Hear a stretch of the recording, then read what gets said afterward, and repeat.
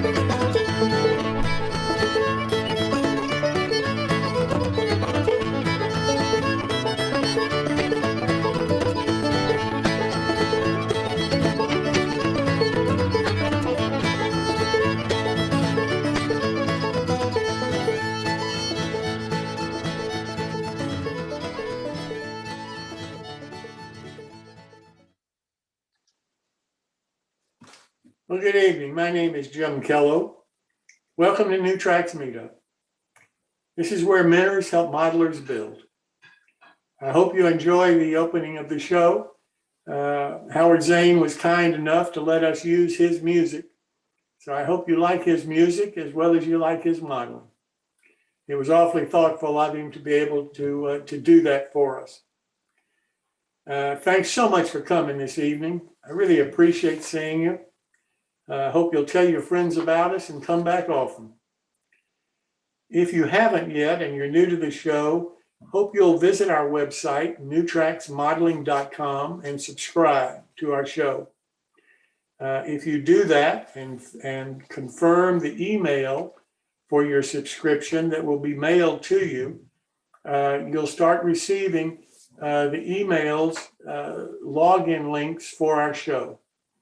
If you want to, as long as you don't post them publicly on a public forum, if you want to pass that login to one of your friends that you think might be interested, that's perfectly fine.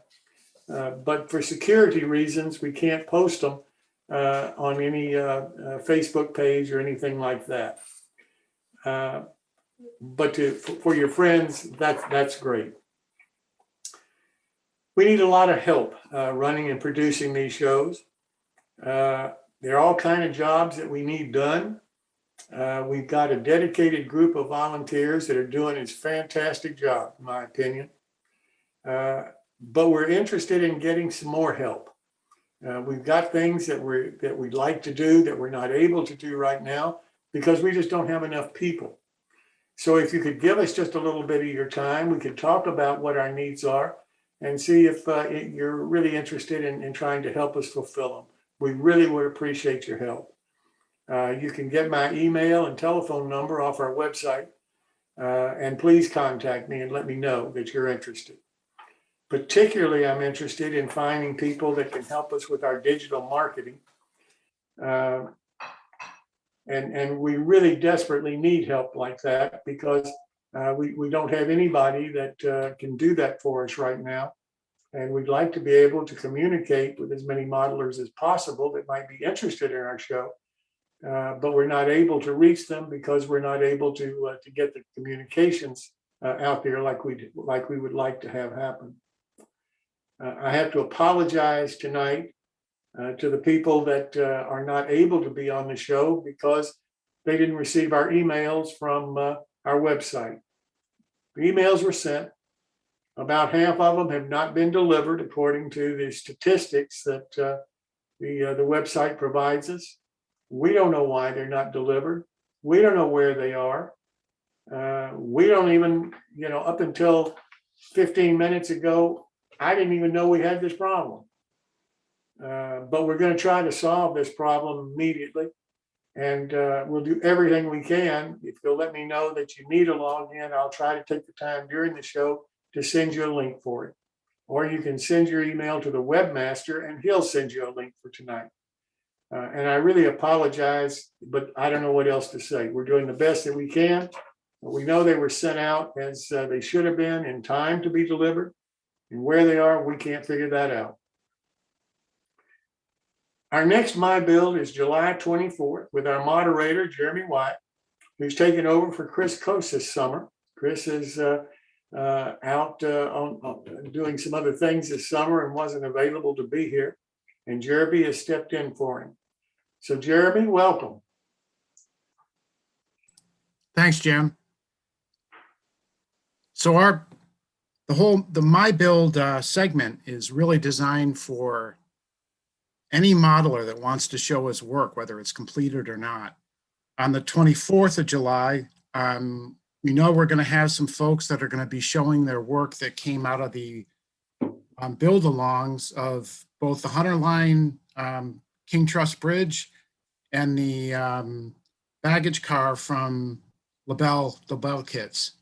So we know we're going to have several folks showing those models, and there's going to be raffle prizes associated with both. So we think it's going to be a good show, and look forward to seeing more modelers step up to show their work on the 24th.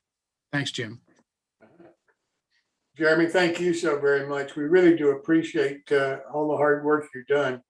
If you haven't been to our website lately on the My Build page, why don't you check it out? Because Jeremy has written some different wording and made a different presentation on the page, and there's some different photographs. And I encourage you to go there and let Jeremy know what you think of it and any ideas you may have about the My Build. So Jim, just an update on that. That's not actually, it hasn't been posted yet. So I just went up there and checked myself, and that update has not been made yet. Okay, pardon me. I thought it was. I know it's been received. As soon as it does get posted, maybe the next few days, if you'll check back. I know that they'll get it posted as soon as they possibly can. Like I say, we need a lot of help because there's a lot of work to be done, and there's only so many volunteers, so many hours in the day. So we desperately need more people. That's obvious. But Jeremy, thank you so very much. I appreciate it. Now I'd like to turn to Paul Thompson for his quick tips. Paul? Hi, Jim. Sorry, my screen just went into all kinds of colors there. Sorry about that. Now, I hit something. Anyway, good evening, everyone. I guess what I'll try and do is share my screen here. If it will come up. There we go. Now, is everybody seeing that? Yes. Yes. Yes, Okay. Is that a brass? Is that a brass pin vise? Yes, it is. And what I discovered here, whilst building this bridge in O-scale, and I'm starting to dabble in O-scale, having been an HO modeler for years, and I got a drill that was included in the bridge, and lo and behold, I started going through all my pin vices. And a number 65 drill was a problem. As you can see, this is a fancy little number that I bought years ago.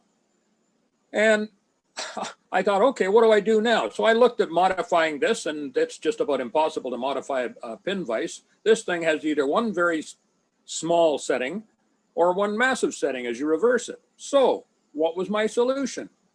I came up with this. This is a nifty little pin vise that takes everything from 0 up to so far. And it's got a few advantages. And I found this thing at the local tool shop. It's actually Busy Bee Tools in Canada. I suspect something like Harbor Freight or whatever would have it in the US.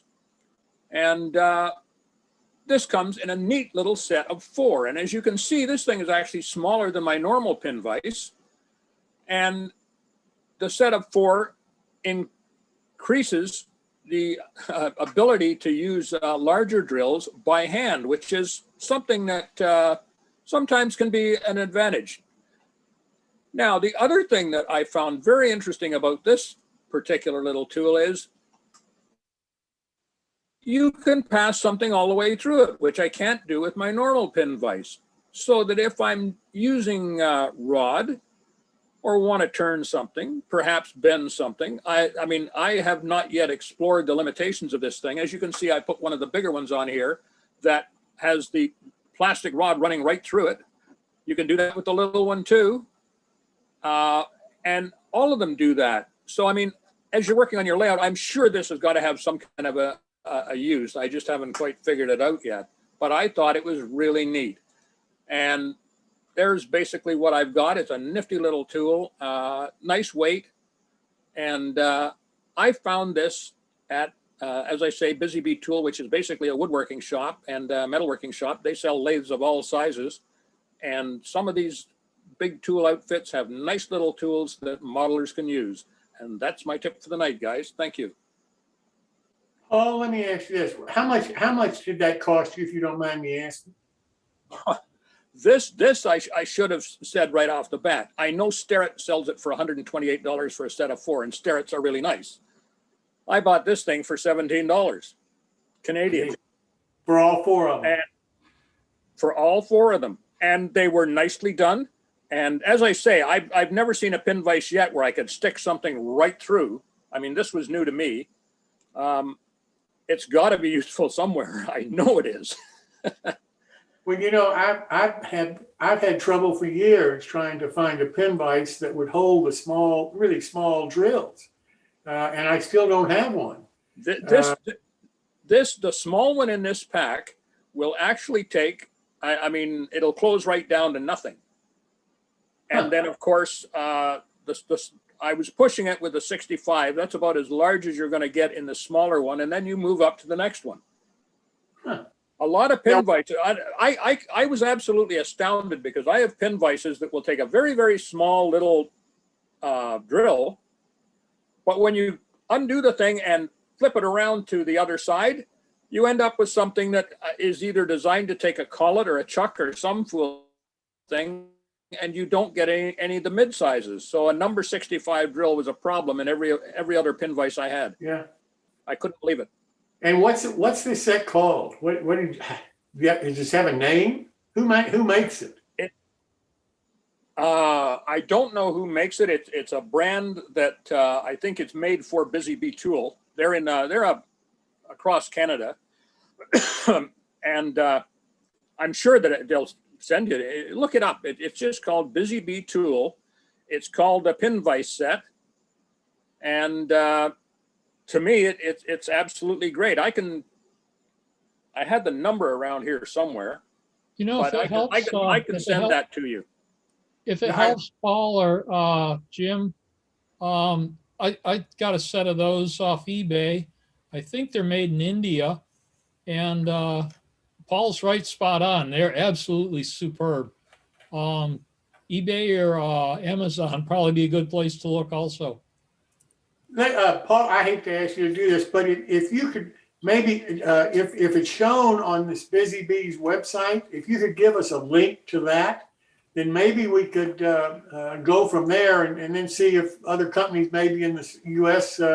Offer the same thing. How did you get? Micromark has it. I'll post the link in chat.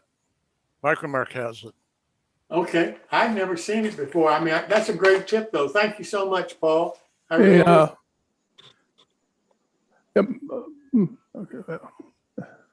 And for $17, I mean that to me is pretty darn cheap. Well, Micromark's got it on like sale for $14.99.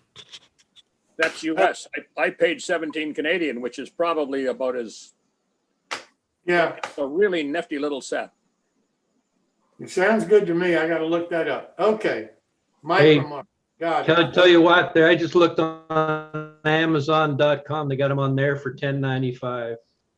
Oh, that's even better yet.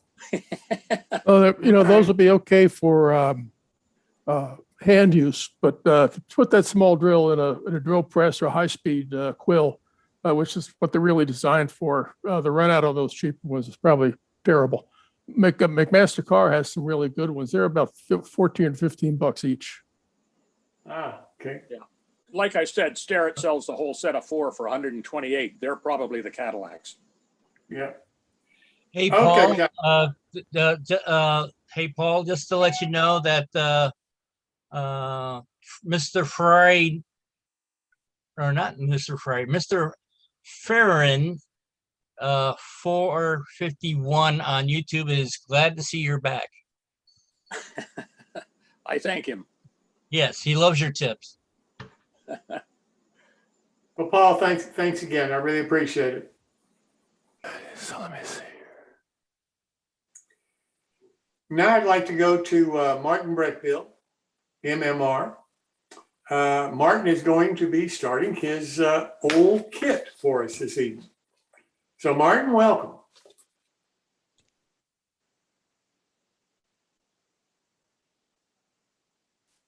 You're going to have to unmute Martin. There we are. Let's try it. Let's start over. How about now? We still there? Am I still here or not? Yes. Yes, you are. Good.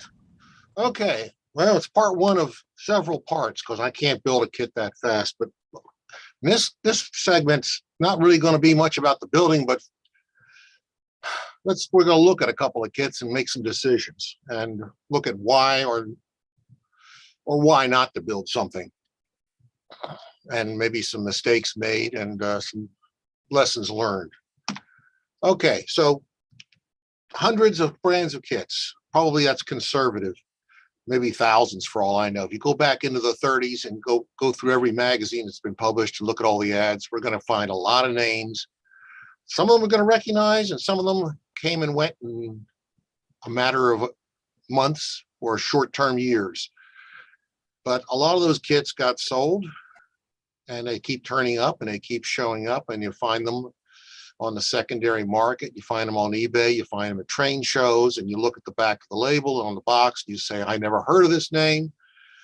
And then you buy it, and these keep showing up, and they're going to continue to keep showing up because they're sitting on shelves in somebody's home somewhere. And then they get cleared out someday, and they show up again.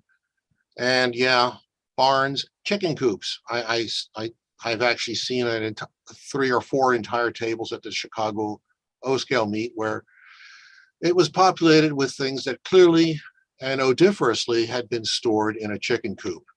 You can imagine what that experience was like. Strange thing about it was a lot of it got sold very, very quickly nonetheless. So there's a market for this stuff, regardless of its storage condition. So some are better than others. Yeah. Some are adequate. Some are, well, those are the hard decisions. Some of those others, you can upgrade some, you can't upgrade some. Some of them you shouldn't upgrade. They have a quaint charm all to themselves. Some of the older kits are kind of interesting, how they were made, the materials that they were used in them. And some of them actually build up very, very nicely without you changing anything. If you can, again, the 3-foot rule, it's on the layout and it's rolling by you at 3 feet and you can't tell it was a kit from 1948. So be it. You don't need to know. You live with it and enjoy it. So I bought this kit. I'd never heard of Vans. I don't know if anybody else here ever has. But I was intrigued because, one, I'd never heard of it, and two, you've got an 1890 Postal car. Okay, so rolling stock in O-scale from the 1800s, 19th century cars, scarce. There's just not a lot out there ever. It's not been an era that's been heavily modeled in O-scale. And I am very interested in that era from 1880s to 1910, 1920. And I thought, oh, this will be perfect for me. So I bought this off eBay at an atrociously, well, not atrocious, but actually very small price, but it may be atrocious later. And you open it up, and you got a bunch of glassine envelopes with staples in them, holding bits and pieces and parts.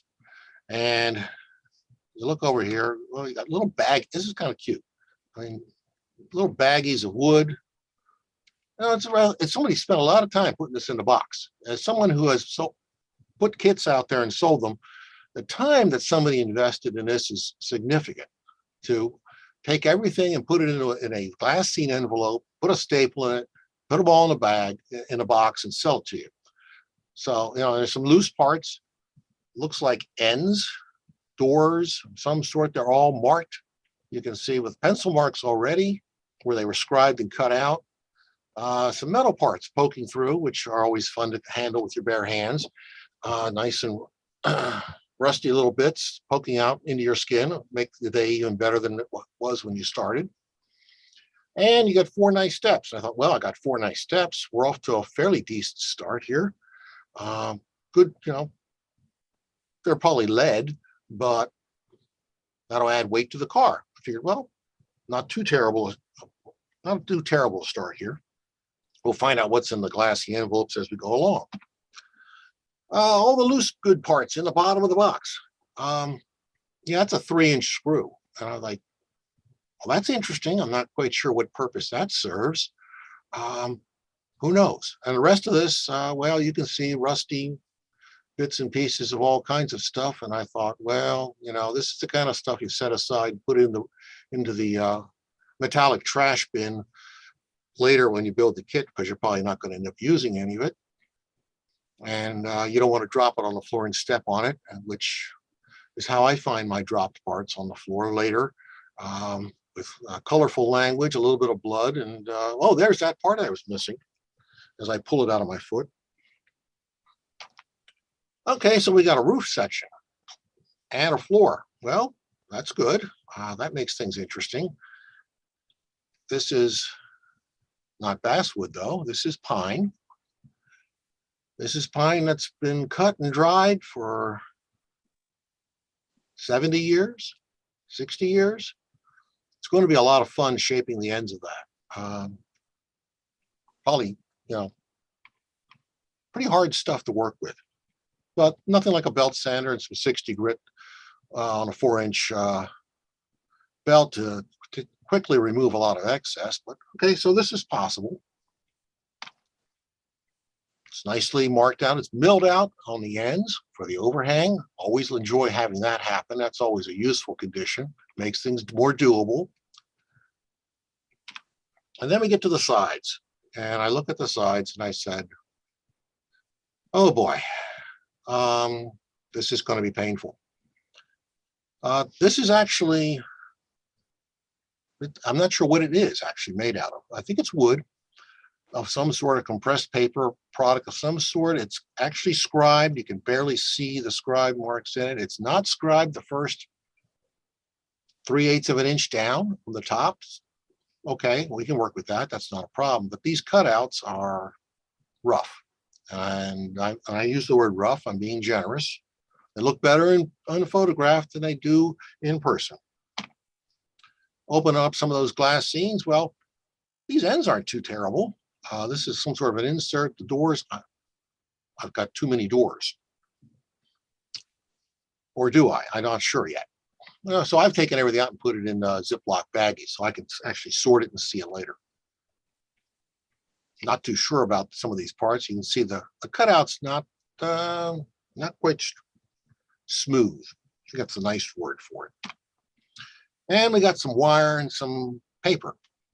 Not sure what that's for, but I always use more brass wire in the shop for some reason. Okay, and there's the plan. And I look at the plan and I said, that doesn't look like the car I'm building. Or is it the car I'm building? Whichever, I'm not sure, but it doesn't quite look right. Well, it's a nice plan. It's a beautiful blueprint type plan. And you go over here and look at the corner. That's the plan for the combination car from 1894. And I'm thinking, what happened to my 1890 baggage car? So I've got a plan, no instructions, and there's my conclusion. Some are a lot worse than others at this point. So yeah, so 1939. So we're talking seriously. When they put the word vintage up on eBay on those things, you laugh yourself silly. 1939, I think, qualifies as vintage. It's a nice plan. I mean, it's a nice thing. You know, if I had room on the wall in my shop, I'd frame it and keep it there because I'm probably not going to build what's in the picture with what's in the box. So this is one that looks like my conclusion, some are worse, a lot worse than others. This is a scratch building exercise. This is not a kit building exercise because I'm going to replace all the sides, all the ends, and build something completely different than what's in that blueprint. So next option, I got a Traincraft box. Traincraft products, nice brand name. Kit number 503 for all of you keeping score or notes or whatever. It's kit 503. Doesn't tell you what it is, which is kind of that's an interesting marketing maneuver. We'll put a number on the box and not tell them what's in the box. Okay, fine. Oh no, we don't have glassine envelopes now. Now we got paper envelopes. Okay. Lots of some loose parts here. Well, there's some scribe pieces. It's obviously a caboose, probably. We got a cupola kit. We've got a toolbox casting. This is probably the block of wood that casting goes on. Center sill looks promising. Open up the rest of the parts. Got a nice poplar floor, some poplar end blocks, some scribed siding for two sides. Some more scribe siding, some more thin scribe siding. This thick scribe siding is actually plywood. It's about, I don't know, I didn't measure it, but it's 3-ply plywood and it's scribed on one side.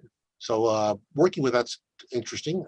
We've got recesses in the roof for putting the cupola in. So that's going to make a nice seam. It's going to sit down into the wood as opposed to sitting on top of the wood. We've got 2 holes, one's for a smokestack, one's for the bathroom vent. And this is the roof. It's a piece of scribed cardstock. So you're supposed to fold this up, cut the center part out, fold it up, and apply it over the wood. And I'm looking at that and thinking, well, I don't think that's going to happen. But the rest of it looks very promising. We got metal castings. We got 2 doors,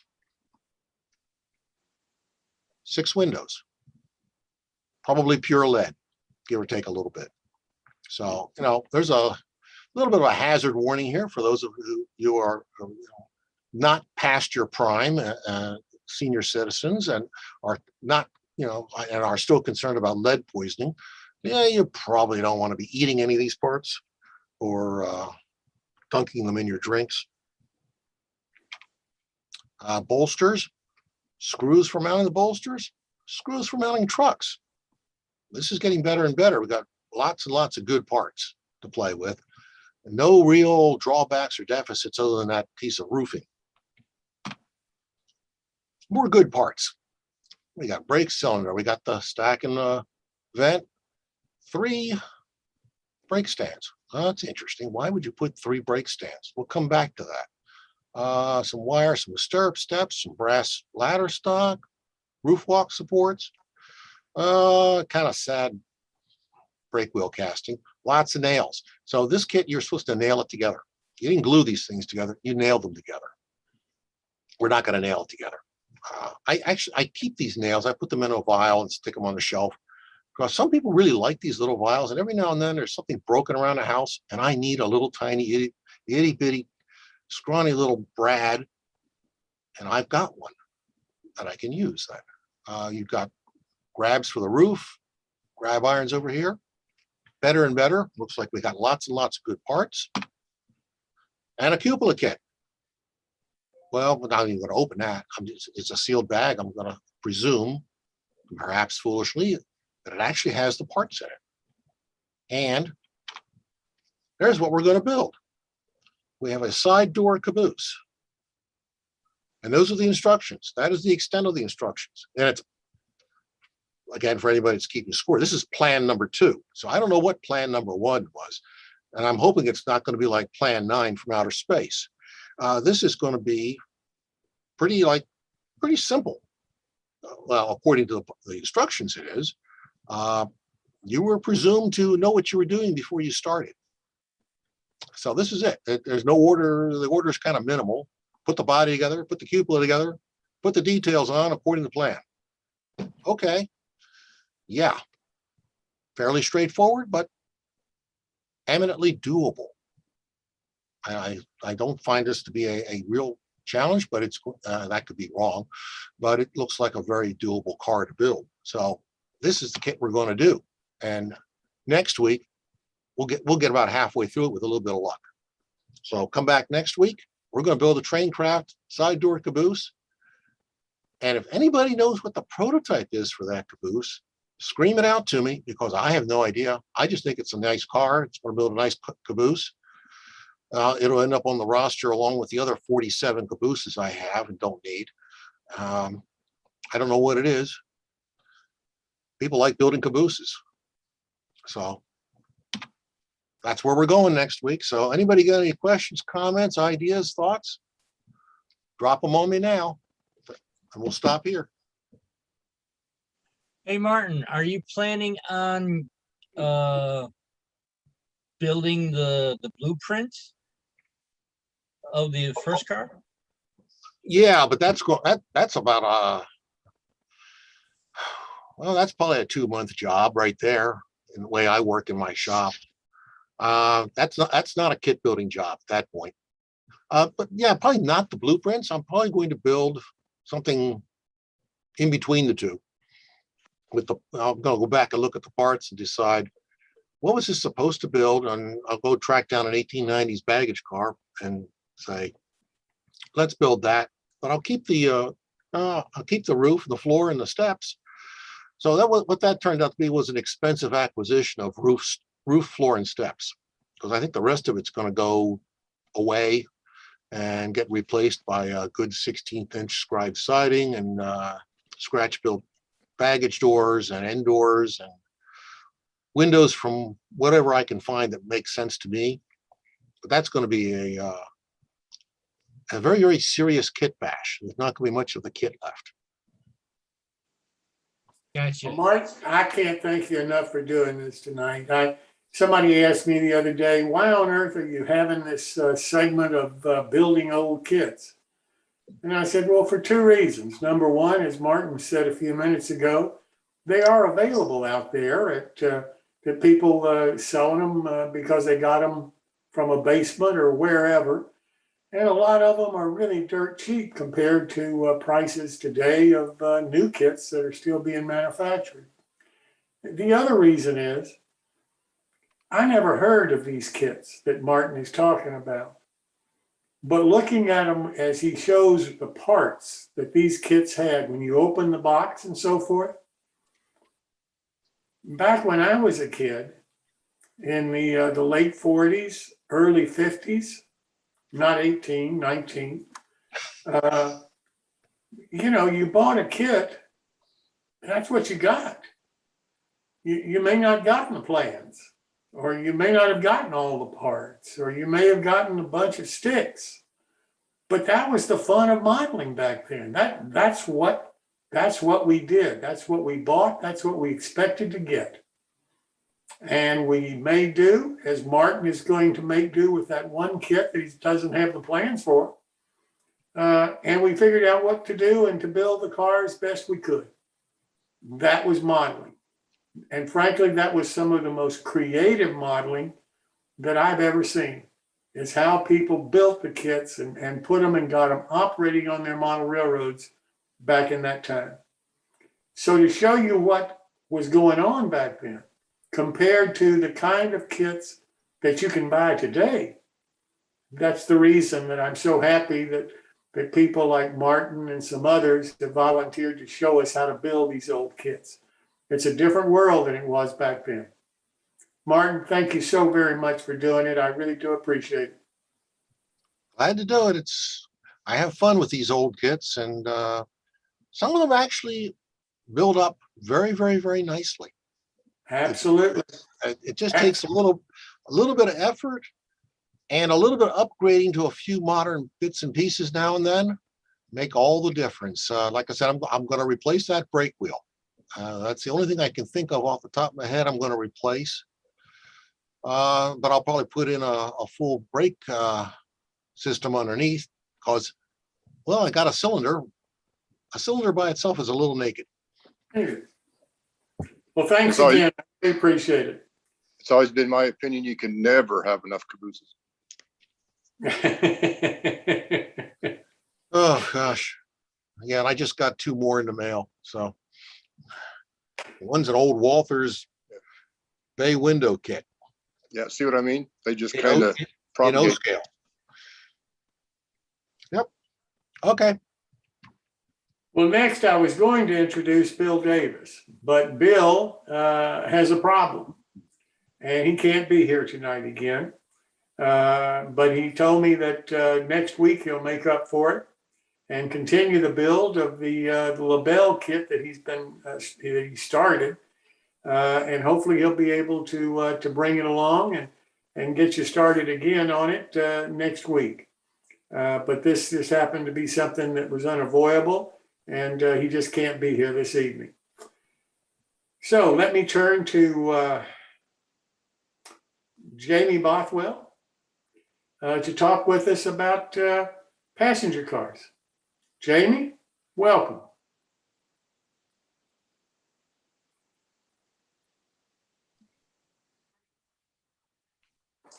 All right, get everything all lined up here. All right, so tonight we're going to do trucks part 1. Next week I'm operating on a layout, so I won't be here for next Wednesday, but then the Wednesday after that, I hope we'll do trucks part 2. So today, let me just share my screen here and start the slideshow. Okay, so today what we're going to do is trucks for wooden cars and heavyweights. All right, and then next week we'll do trucks for lightweight cars. Okay, so You're not sharing your screen.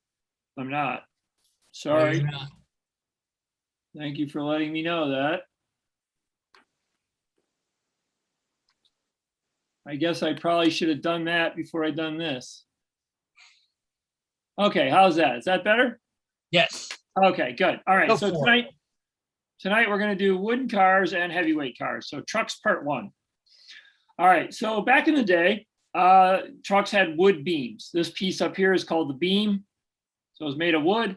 And these things here are called the pedestals, and they are bolted on to the wood beam.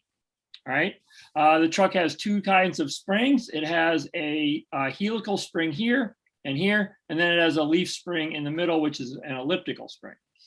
Some of those features carried on all the way until Amtrak Amfleet cars.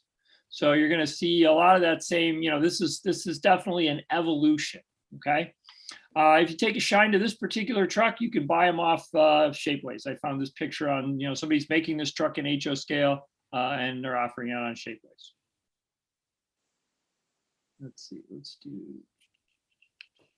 me do that just in case. All right, I also found this one. This guy is selling these in O scale. I think they're O fine scale. But again, you can clearly make out that there's grain in the wood there, right?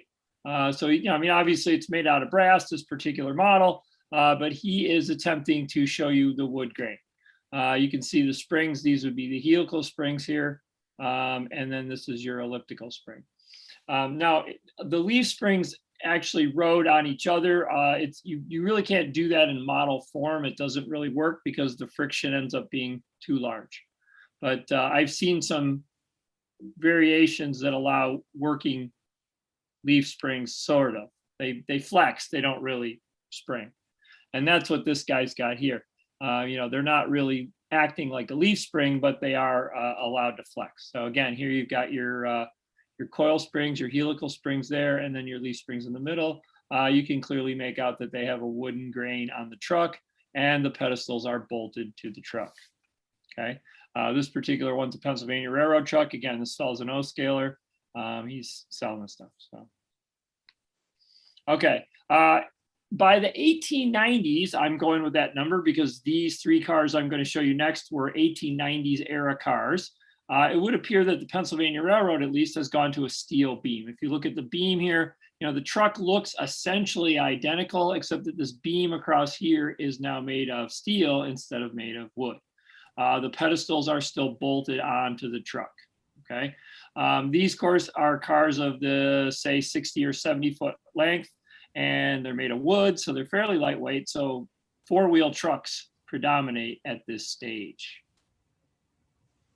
Jamie, just a curious, this has the steel frame. The first one's had the wooden frame. Have you bumped into anything that said that that would be a fire hazard? If you had a hot box and a wooden frame up above, it seemed like that might cause some problems. That's an interesting point. I hadn't really thought of it. I kind of think they went to steel just for like a durability issue, but that certainly could be a problem. So I don't know. I'll keep an eye out and I'll let you know if I find anything. Thanks. Sure. Okay, so here's another one. Again, and here's a third one. Now you can see there's some variations in here. Again, as I said earlier, I kind of threw this stuff in here because the LaBelle kit, any of these trucks would be wonderful under your LaBelle kit. You can see some, minor variations, but in general, the whole thing is pretty much the same. These got these fancy, the pedestals are this fancy sort of crown shape, if you will. These other ones are just sort of more practical, circular kind of thing. Here you've got the same sort of thing. But again, you can see the general arrangement of the truck is pretty much exactly the same, all three of these, okay? So they've all got a beam, and even the wood beam back here, they've got a beam, they've got the pedestals bolted on, and you've got this equalizer bar underneath, and you've got the leaf springs, and you've got the helical springs too. All right, so here again, same, so all pretty much the same thing. Now here's one that's slightly different.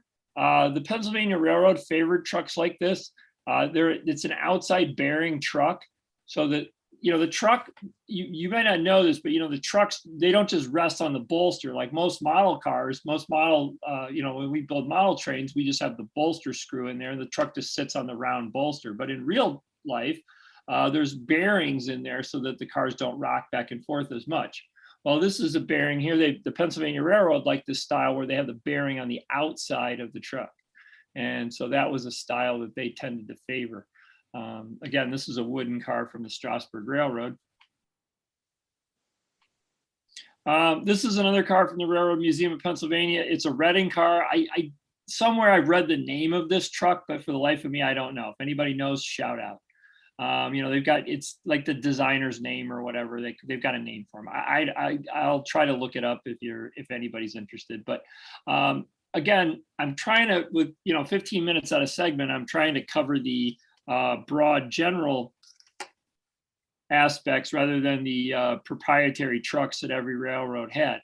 Again, I tend to be sort of a Penske guy myself, and the Penske had all sorts of proprietary trucks that they were the only ones who used.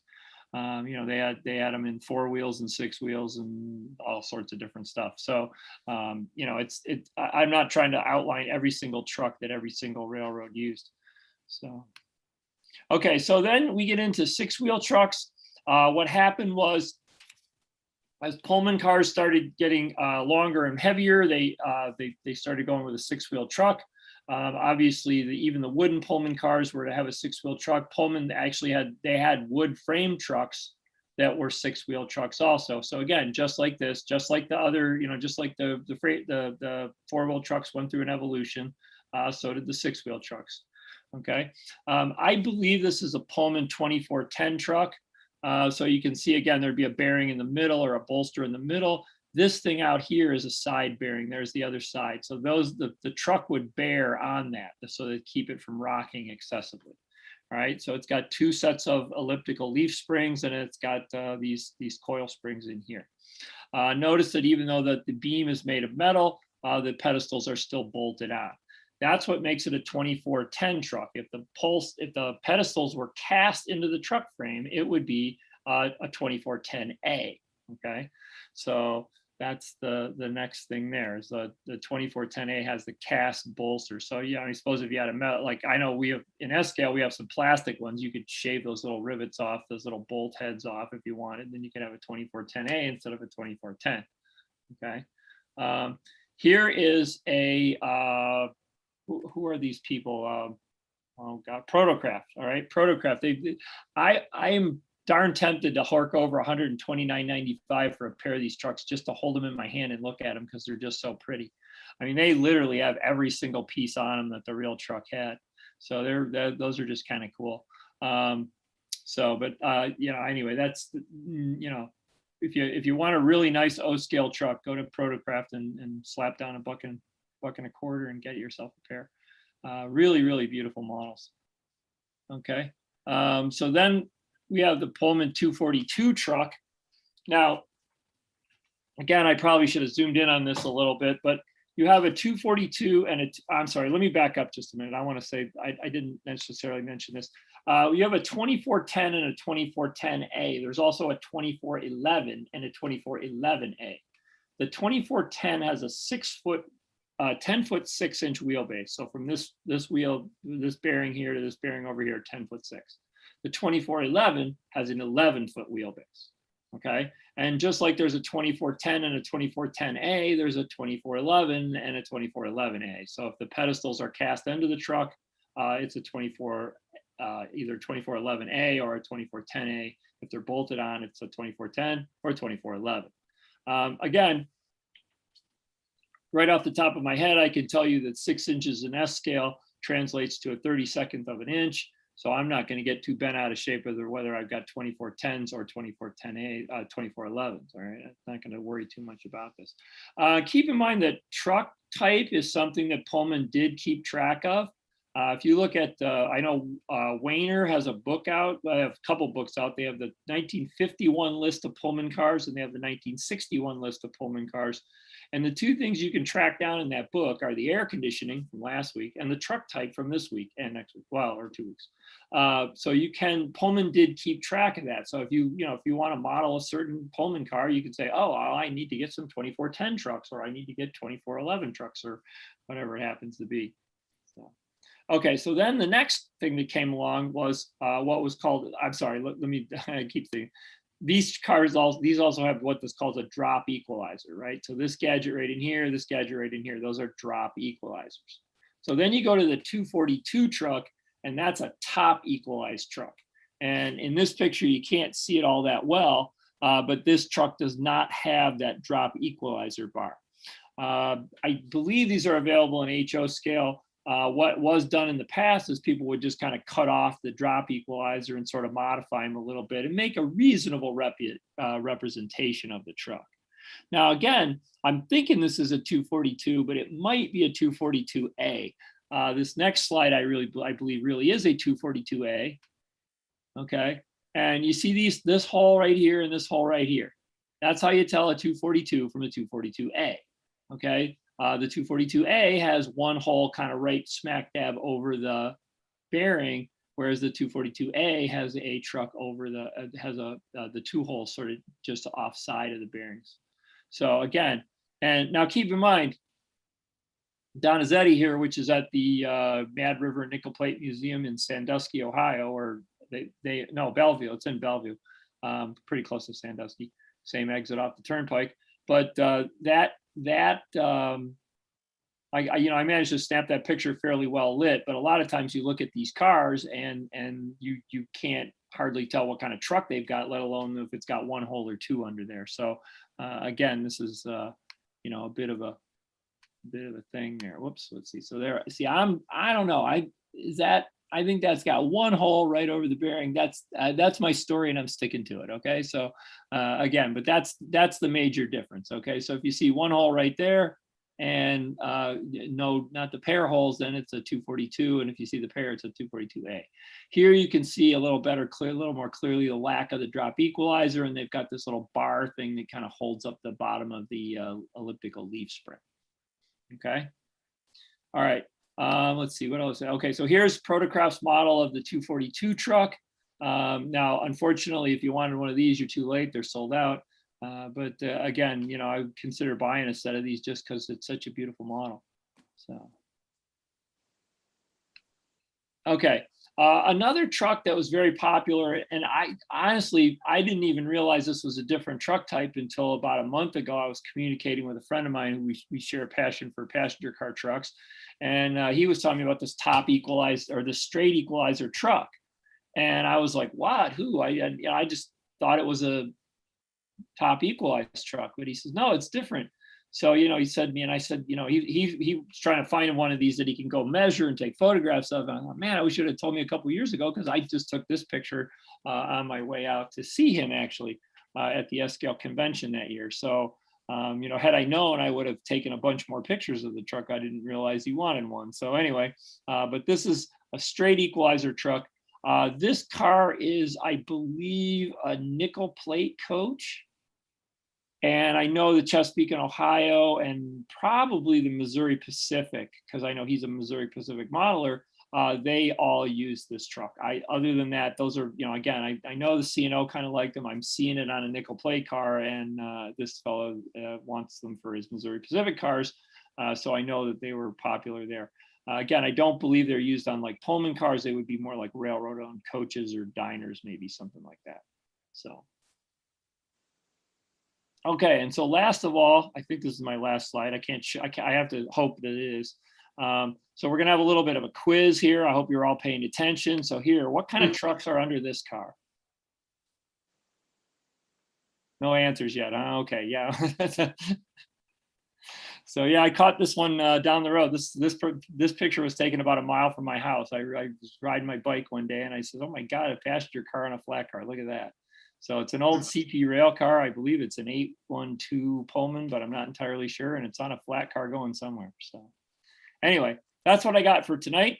As I said, in 2 weeks, we'll take up lightweight trucks.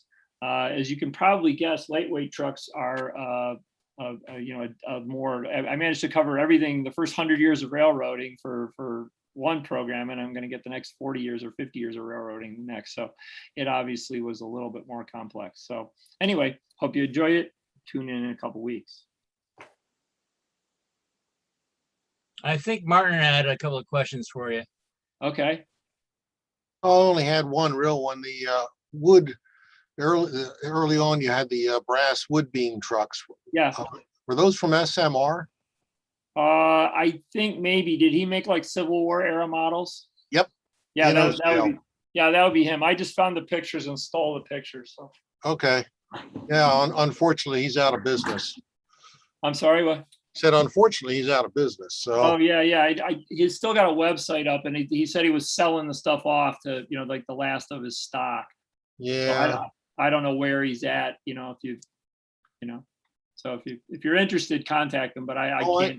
I know him. I just haven't talked to him in a couple of years. So. No, I just meant anybody else. So not you specifically. Yeah. If anybody else is interested in a pair of those trucks, as far as I know, they still exist. But as Martin said, yeah, he's gone out of business as far as his company goes. Yeah, unfortunately, the 19th century is not popular enough. No, I don't think so. So.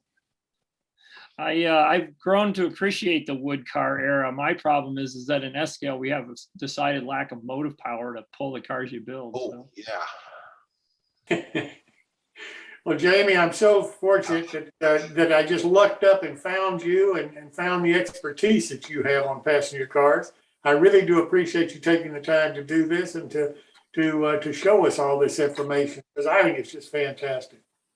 Well, I'm happy to talk about passenger cars anytime somebody wants to, because I just find them fascinating. Well, thanks so very much for doing this for us.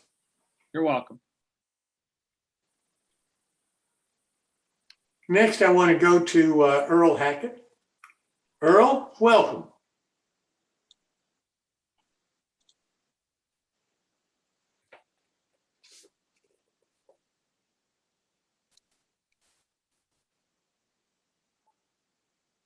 I can see you, but I cannot hear you.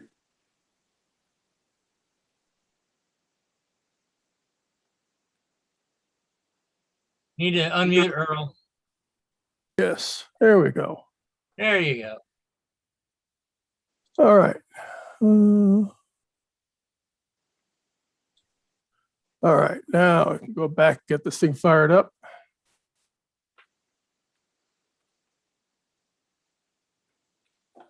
There, you see that? Yes. Good. Part 5. Part 5, yes. We're going to talk about casting parts, using 3D printed parts to make molds for casting. And you may ask, why would you want to do that? Well, there's several reasons. One, you can use materials other than the gray plastic that comes with you get out of the printers. You can embed stuff in these things. You can use hard materials, soft materials, and you can color them too. So it's a whole range of things. And what we're going to be talking about is match plate patterns. It is the best way to build molds.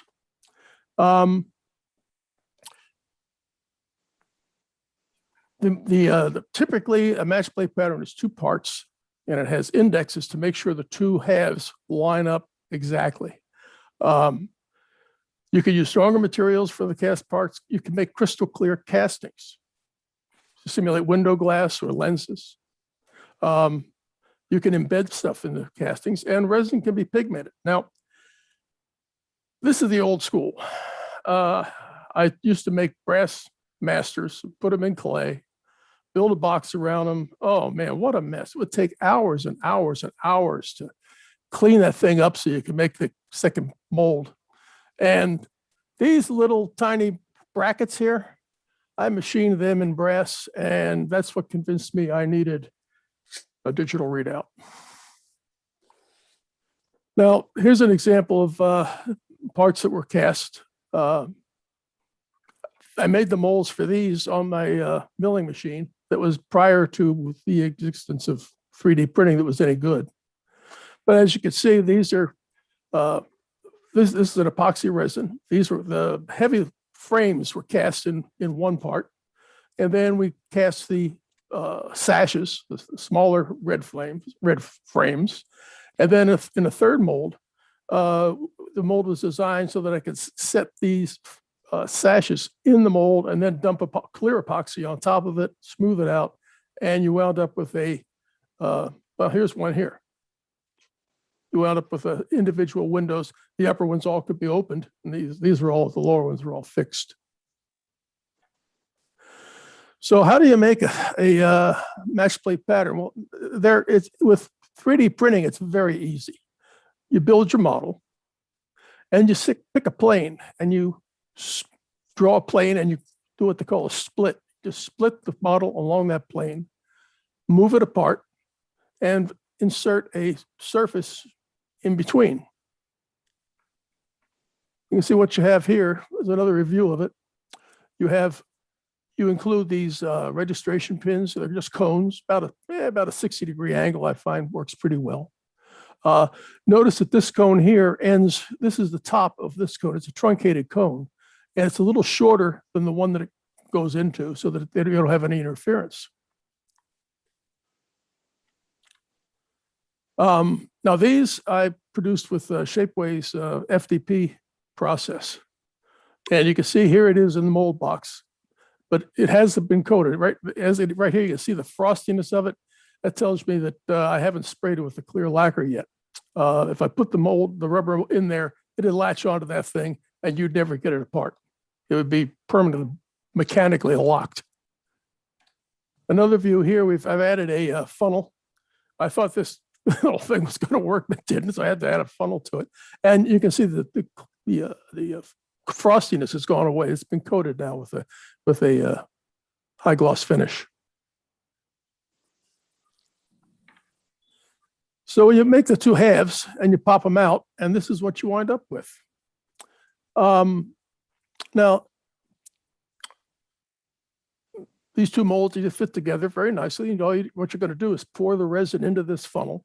It's going to go down here, run through this sprue, run along the mast, come up through the fittings into the signal head, and then exit out these vents. And there's a vent over here so you make sure you fill up the top of the mast as well. So in the steel mill or a metal foundry, this would be done in sand, and the sand itself is porous, so you don't have to worry about it. With silicone rubber, you have to vent for everything. This is the first test part that came out of the mold. That's how it came out of the mold. There is no flash. You don't have to clean up anything. That absolutely set me off. I almost fell over when I saw that. I said, that simplifies life so much. It's almost it's as good as anything you're going to get from an injection molding machine. So I'm building signals here. Going to put LEDs, and this is HO scale. And these little flecks of stuff here are light emitting diodes. They're 603 size diodes. It's a 0.6 of a millimeter by 0.3 of a millimeter. They are tiny little suckers. They're water sensitive, so I have some sodium hydroxide in here. When I close it up, it keeps the humidity at about 10%, so it stays fairly dry. But it sounds difficult, but it isn't. You take a little circuit board like this, and you have to hand sand this thing down when circuit board shops can't make things this small. But all you do is put some drops of solder paste on there, and you set the little chip, little LED on it, and the solder paste is sort of sticky, so it holds it in position. And here's my high-tech soldering machine. Just take the thing, set it on this block of aluminum. This is a plain old electric hot plate running flat out at 450 Fahrenheit. The top of this thing gets up to 200, maybe 250. So you put it on there first to evaporate all the solvents in the solder paste. After about 10 or 15 seconds, you pick it up and you set it right on top of the heating element. You can see it really has discolored here a little bit. And after about 5 seconds, the solder melts, and the surface tension of the solder pulls those little things into exactly the right position. That you can see them wiggle on the giant line. You pick it up, set it aside, and it's done. It makes soldering very, very easy. It's a lot easier than doing through-hole soldering. So once you got them soldered, I'm going to put them in the mold. And the signal heads, C&O had an interesting arrangement. It was red, yellow, green, and then yellow, green, red. They wanted the two reds to be as far apart as possible. So I put them in there. The wires from them all track down to come out this vent, and this vent I packed with petroleum jelly. Put the other half on, and that's what comes out. Now this one here, you can see the wires all just come right down through here. They're all embedded. You can't see them. They're all hidden. So you don't have to worry about big blobs of wire running around and making your model look sort of bad. And then this mounts, this goes into a mounting box in the signal bridge. And I test everything. Every step of the way, I test to make sure that I haven't fried an LED. The way this one is designed, and I'm changing the design. If I fry one of these LEDs, you throw the thing away and start over. The new design will have pluggable signal heads, so I can just plug a new head. If an LED gets fried, I just plug a new head and I'm back in business again. This is just a little board that I can turn all the LEDs on and off here and just make sure they're all working. We can also do dwarfs. This is one of my old ones. This was done in a handmade mold.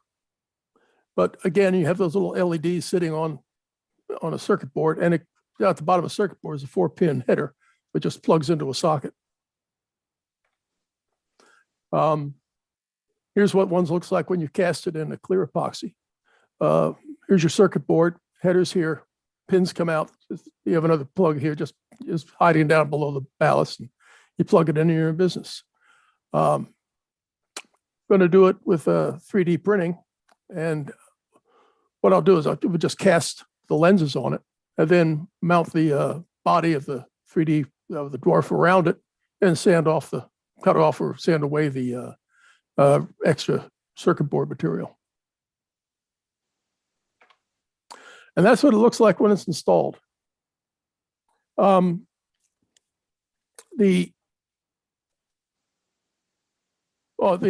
is also, the whole thing is scratch built. There's not a commercial part in there except for the LEDs. And the one thing I'd say is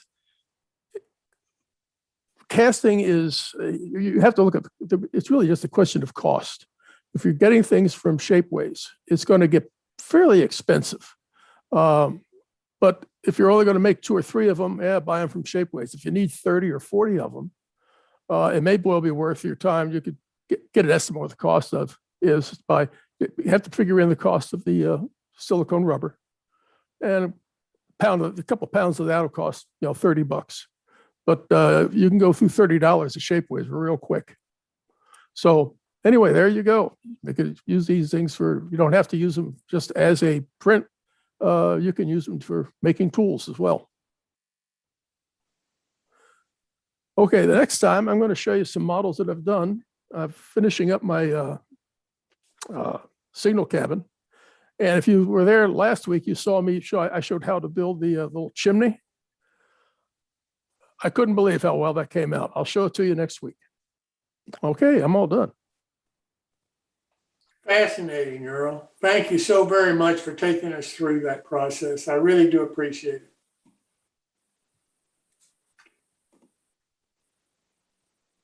Next, I'd like to introduce you to a gentleman that Phil Edholm told me about and suggested that I really needed to invite him to be on our show. Fred Sotcher is an excellent modeler. And Fred, thank you so much for being here this evening. I really do appreciate your time. And I'm looking forward to hear from you and see your model railroad. Yep. Thank you. Let's see if I can get this thing to work now. Oh.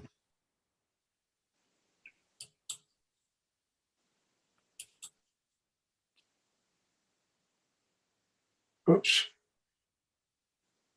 Oh, shoot. I'm doing something wrong here. Yes, unshare your screen. You have to actually start your the program you want to show first. Okay. All right. All right. You're unshared. Okay. Oh, not okay. So you started your program you want to show us? Let me get to that. Okay. Does that show up now? No, now that you have that program running, now you have to go back to Zoom and then go to share screen again.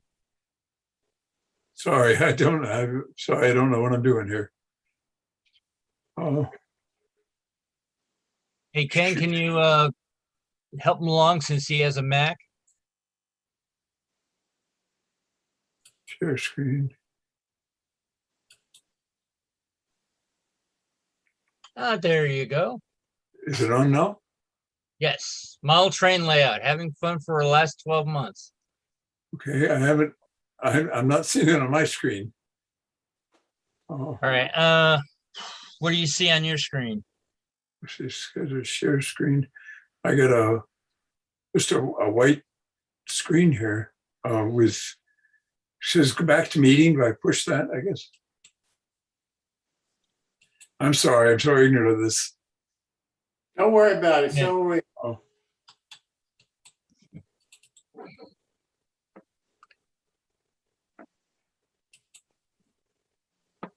Top screen. Is that work now? All right. We're back to seeing you. Oh shoot.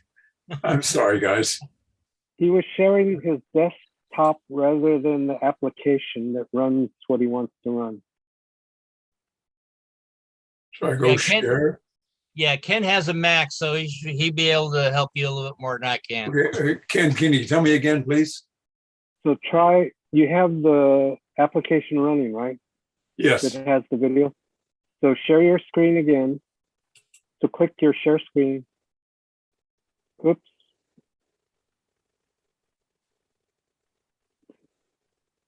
Oh, shoot. Okay, click your share screen again down at the bottom of the green thing. The green button that says share screen. Okay, click on share. And then what you should see is a panel with different choices in thumbnail. Right. You should see one that's large image of your video. Oh, okay. Double click that. Oh, double click it. That's what I didn't do. Okay. That's okay.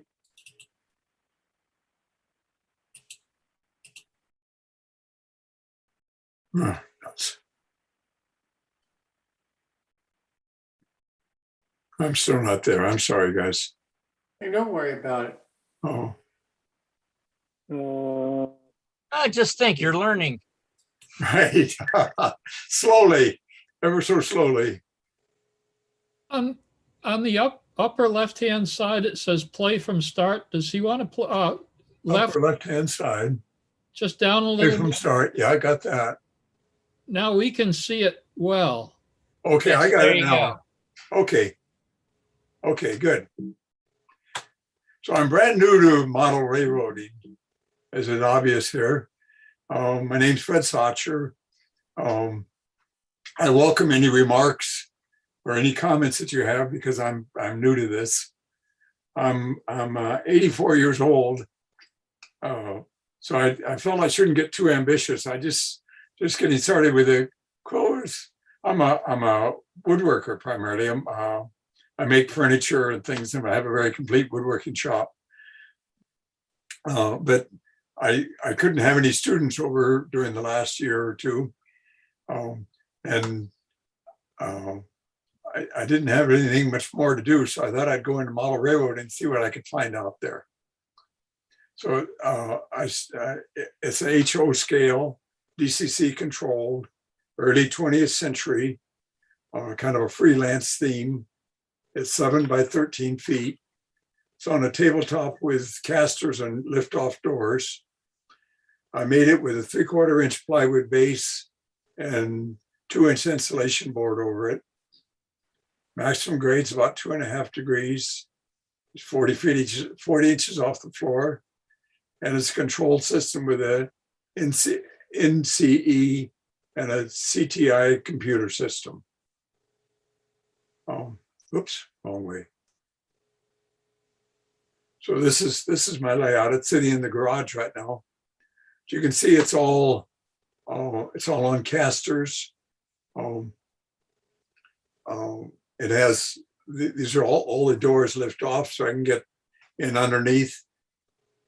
And on one end here, there's a computer screen with the mouse and the keyboard. And on the computer screen, I have my code that's written for it, displays of the different items on it, and a layout of the train layout, and then a set of buttons that let me operate different functions on the layout. This is some of the computer modules. Instead of putting them underneath, they're behind one of the doors on the thing, so I can get to it more easily. As I'm sure a lot of you realize, as you get older, it gets more and more challenging to climb around underneath the darn thing. So I tried to put it all out where I could get to it. The other doors hold cabinets and things for various parts. Okay, on the layout itself, it's all laid out. It's all CNC or DCC, I meant to say. It's in blocks, so the train knows if there's a train in the block ahead of it. There's signals that indicate that to it.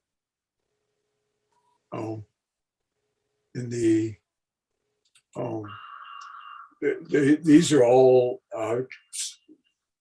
controlled by servos, and I took and put little LEDs on the gates that flash back and forth.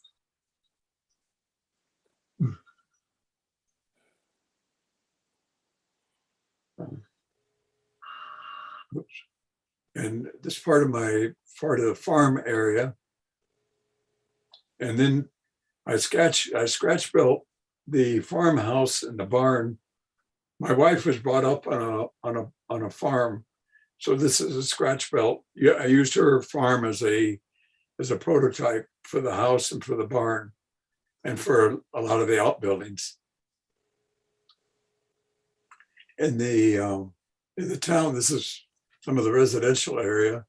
All the houses and structures are illuminated primarily with LED lighting or with these tiny little lights. I forget what they're called right offhand, but anyway, the main town area is mostly scratch built. Some of them are, a couple of them are models. I think that's a model, and oh yeah, that's a model over there. But the rest of them are all scratch built, and a lot of the vehicles are scratch built. Oh, there's a church and a little wedding party leaving the church here.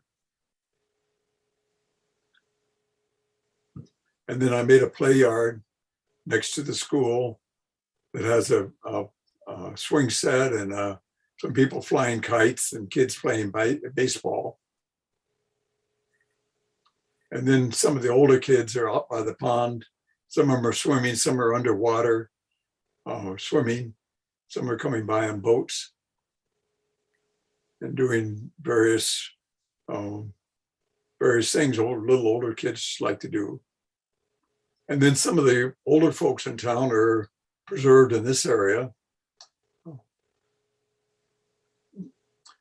Then in the lighting, a lot of the grain of wheat lights, what I'm trying to think of, I blocked off certain areas in the buildings so that all the windows aren't lit up at one time. And and then in the back behind the town area, there's a creek that runs through, and there's fishermen that finding good fishing in that area. In the residential area, there's people that have gathered for a house party that's going on. Most of the houses are scratch built. I think this is one exception here, but most of the other ones are scratch built. And this is the one train terminal with the people getting ready for the next train coming in. The bridge is all scratch built, and the railroad signals indicate when the train's coming by, which is all controlled by the computer. I illuminated the passenger cars with LED lighting, but I found the LED lighting is way too bright, and as you can see in this case, so I later added resistors to drop the lighting level down to a little more reasonable level. And inside I put in seating and passengers, which you can't tell from this picture. And then I added a number of tunnels, and the facing of the tunnels are again scratch built from poplar.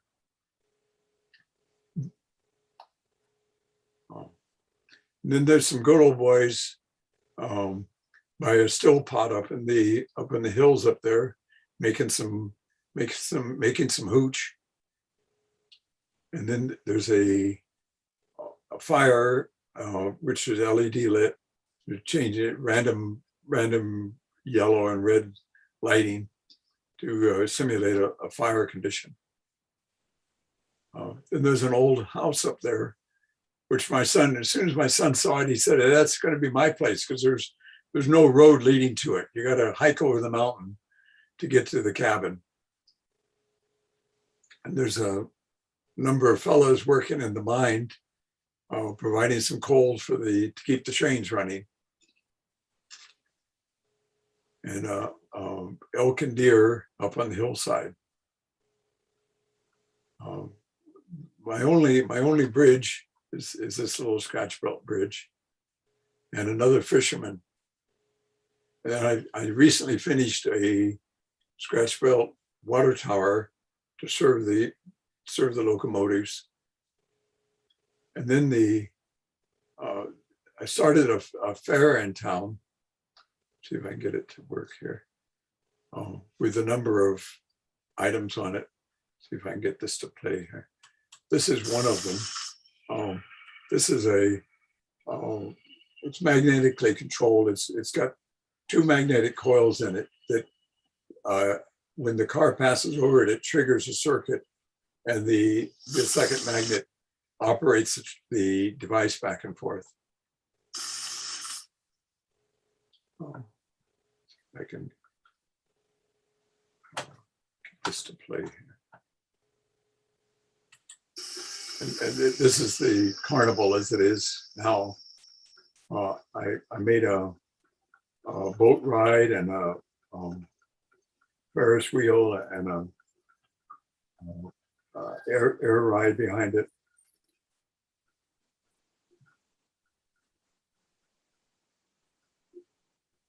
These are all solenoid or servo control. I created a fairly simple little servo control program that lets me operate all of the devices. And then one of the advantages of the servo control program is that I can make them start and stop as passengers get on and off, and I control each one separately. And they're fairly inexpensive, fairly simple to operate.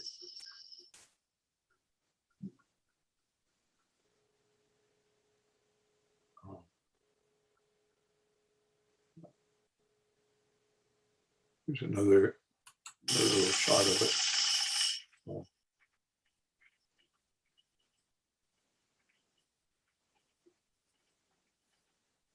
I got the boat ride going a little too fast, I think. I got to get people busy on it. There's a area in the middle where I have weightlifters and different performers people are watching. And then there's a picnic area, and all the areas are all lit up with LED overhead lighting. And this is the merry-go-round. That I scratch built. I bought one on eBay, and it looked too plasticky. I didn't care for it much, but I stole the horses off of it and used those in my little merry-go-round. And then I made a boat ride, airplane ride rather, that spins. And a merry-go-round. The merry-go-round was mostly a kit. I modified it a bit. It came with really crummy, cheap plastic gears and things, and I replaced all that with direct drive and you can't see it here, I guess, but there's a chain drive that goes around, and again, it's servo operated. And then we since this was built there last year, my wife came up with a name for it. So I had a slow woodworking year, but a first year of my model railroading. And this is my granddaughter gave me models of my wife and myself waving goodbye. So that's how I spent my year, and I appreciate any feedback you have on it.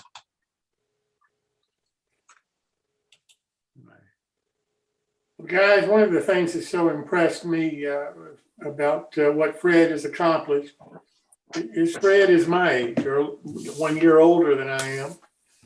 And what you've seen and what he's talked about took him 1 year. Now, granted, Fred's retired, but it just shows you what can be accomplished in model railroading if you really spend the time and the effort to learn it and build it. Fred, I think you've done a magnificent job. I'm really impressed with what you've accomplished in a year in your model railroad. Well, thank you. Thank you. I've had fun with it and enjoyed meeting people, although, I have never been to a meeting and never met anybody personally, except over the internet because of the coronavirus issues. But I look forward to that. I understand what you're saying about that because it's so dangerous. People of our age get it. That could be a death sentence for us. So right. I totally understand that. But I understand that when Phil was telling me, you've also shown your model railroad to some people out there in his region, and they are so impressed with what you've accomplished and wish you the very best and hope that you keep on model railroading. Well, thank you. Thank you very much. It would be interesting to get more information on your computer control. Oh, sure. Sure. I use one. It's this, the computer controllers call it CTI, who makes the software program for it. There's a little, I bought a little, I'm sorry. Another session, maybe. Possibly for another, Oh, another sure. meeting. Sure, I'd be very happy to share anything. Sure. Did you get advice on all the NCE controls you needed? No, I've been watching a lot of, there's tons of videos out there and books and things. So I just what I could learn off books and videos. I don't know anybody else in model railroading. So I haven't really had anybody to talk to about it. Did you have a background in electronics or something? Yeah, I have had. Yeah, I'm electronic engineer. And I founded a business some 50 years ago in electronic test equipment. So I have had some background in that. Yes. Did you build all the cabinets yourself? Yes. Yeah. I'm woodworking is what I'm good at. I'm a furniture maker, so I can make almost anything on wood and in metal. Wow, looks great. But small modeling is challenging to me. Trying to deal with the little tiny pieces and things. It's really great. You said that CTI is the manufacturer of the software that you've got. Do they also make an interface that enables the computer to talk to the various devices? Yeah, they make the module boards that I showed you in that one cabinet. Oh yeah, are all available through CTI. Okay.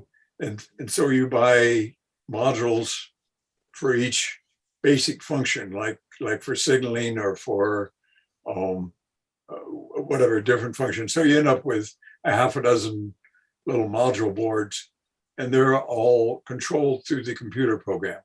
Right. And I'm not a programmer at all, so Yeah. I had a lot to learn about programming. They make it fairly simple, Yeah. but I'd never done any program prior to this. That's great. So it just comes out of a regular USB port or something into Yes, those yeah, modules? you use I bought a small onboard computer that I put on the board, Yeah. and it all controls off of that. Oh, and I use a hand controller, and it drives it through the hand controller through I'm sorry, I forget the names. That's right. You don't call it a throttle. What do you call the hand? A throttle, I guess. Or Throttle. Okay. Yeah. Yeah, I run it through that. Yeah. Neat. Thanks. Thank you. Yeah. Shows you what can be done, doesn't it? Yeah, I would have to say, looking at your railroad, it sort of reminds me of the style. Sort of reminds me of a famous railroad called the Gory and Defeated. But I would also have to say, I think you have probably the nicest looking bench work that I think I've seen in a long time, because it looks like it's more furniture than bench work. Yeah. Thank you. Thank you. So Fred, let me ask you, what's your next project for your railroad? I'm not sure what I'm going to do next. I got my carnival pretty well done. I got to tune up a few things, slow a few things down, and then I want to some of the kits I bought I'm not very satisfied with. I'd rather scratch build them. So I'll probably replace some of the kits for scratch built buildings. I got 2 or 3 that were kits, and I don't like the plastic look of them. I would rather do them in wood and make my own. Well, I hope when you start doing that, you'll consider coming back on the show and showing you how you're doing your scratch building and how you're doing your kit building. Well, I'd really be interested in seeing that. I'm very amateurish about it because I'm just learning, but I'd be happy to share anything that I've done. That's exactly the reason that I'd be so interested in having you back on the show, because so many people, Fred, are scared to try what you have accomplished, and I think seeing you do it and how you do it, and see you learn as you do it, I think would be extremely beneficial to a lot of modelers. It's not rocket science, as I think you'd agree. It just takes some time and being willing to try. Yeah, well, thank you. Yeah, I'll do that. Thank you. Anybody else have any more questions for Fred or comments? Fred, thank you so much for being here this evening. I really enjoyed your appearance and your show, and your model railroad is really just beautiful. Well, thank you, and my pleasure. For a beginner, I'd say you're more than a beginner. You're an accomplished modeler at this point. Oh, thank you. Hey, thanks, Fred. Appreciate it. Yeah, very nice. Very well done. Well, gentlemen, the next show is Saturday, July the 10th. Our featured modeler is us. I'm going to share with you some of the future for our show, ask your opinions about some things, and try to get your direct input where all of you can comment and see what we're doing. Special segments are with Richard Wolfang, who's going to be scratch building a structure. Dave Silvernail is going to show us how to do water. Chris Blackmar is going to do a watch me build. And of course, the quick tips. So I hope you'll visit our website, newtracksmodeling.com, and get some more information on what our upcoming shows are all about and what we're doing and where we're going. I also hope you'll send me some emails, as some of you have been doing, with any comments and suggestions for the shows. Some of the things that we'll be discussing on the next show came from the comments that I've received. Thanks so much for coming tonight. I hope you enjoyed it. I hope you learned something. And happy modeling. Till next time. And Ken, we are finished.